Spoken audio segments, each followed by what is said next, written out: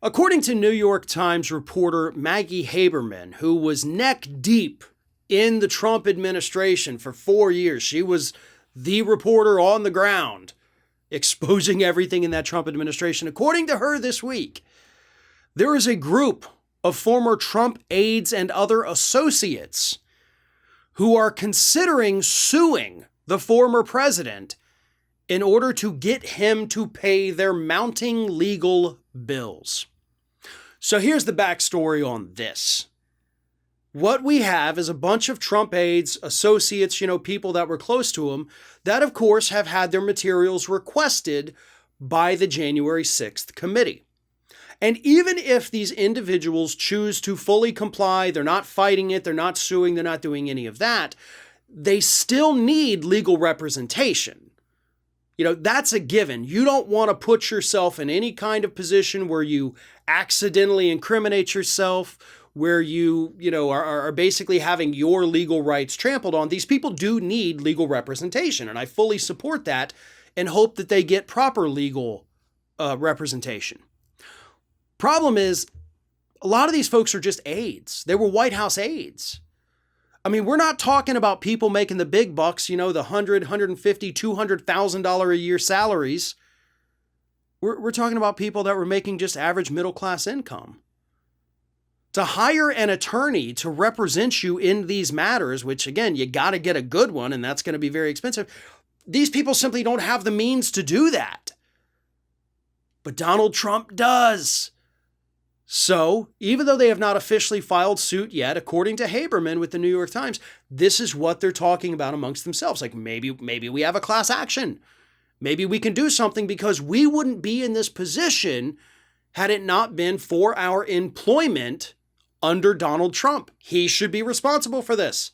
He's the reason we have to have representation. He should have to pay for it.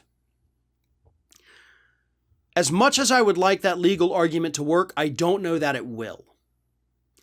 You might, after the fact, be able to recoup some of those costs. Probably not, though, as this is not a civil matter at the moment. So it's really difficult to go back and try to sue for lawyer fees in this particular instance. It's not impossible, but it's close to it. So unfortunately, again, I don't know that these people truly do have a case. They should. I think they absolutely should. But it would be exceptionally difficult for them to prove this.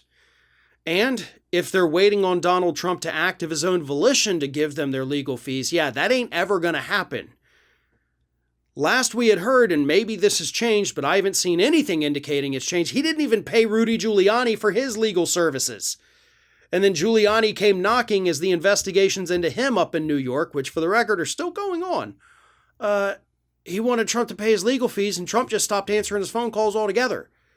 Like Trump wouldn't even talk to him because he knew he was asking for money. Meanwhile, Trump himself facing all kinds of legal problems, again in New York, and he doesn't have to pay his own legal fees because you got the RNC paying for those.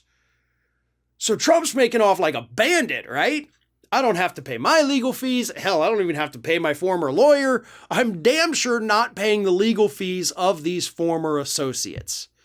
So I hope that they can find a good lawyer to take up this lawsuit for them. And I hope that they can finally force him to pay their legal fees because, again, none of them would be in this situation where they even had to hire a lawyer had it not been for the fact that they worked for him. And now everybody that worked for him is coming under scrutiny by that select committee.